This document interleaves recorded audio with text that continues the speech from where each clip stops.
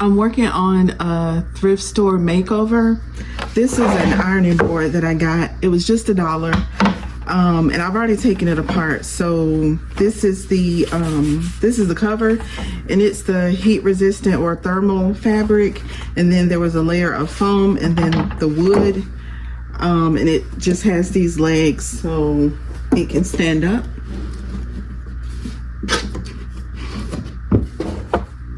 All it needs is a new cover. So I've got this piece of canvas fabric in my stash that I'm going to use to cover it. It's got peaches on it. And then I'm using this 100% cotton batting. This is actually foam, but I don't know. I don't really like the idea of the foam. And I also didn't see any in a local store. I'm going to use this cover to make the pattern. The way it was attached, all they did was serge around the edge to make a channel to thread the cording through, and it was just this cording. This is what I took out of it, and they serged the edge, threaded this cording through, pulled it out the other end, and just tied it, like, tightened it underneath the board, and that was it. So they didn't use any elastic like you would normally see in an ironing board cover. So I'm just going to do the same thing. It only takes a small amount of fabric, so if I ever needed to change it, I'm not really wasting any money, but I think it'll last a pretty long time.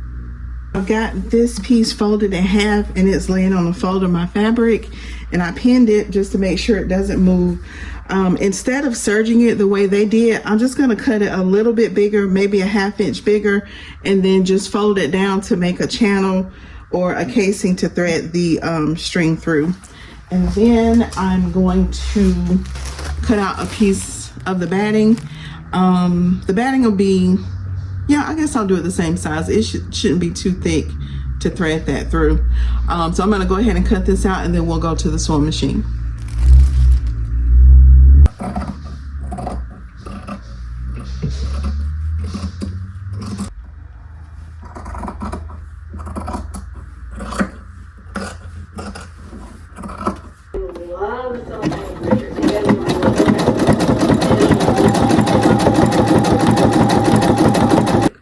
I've got it all sewn.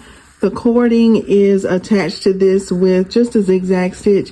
So I'm just going to lay it on top of the board, and then just pull these strings to tighten it up, and that'll be it. Here's my finished ironing board. This was a pretty easy project. All I really did was just sew one piece of material. But it's simple enough that I could take it off and redo it if I want to add another cover. Oops.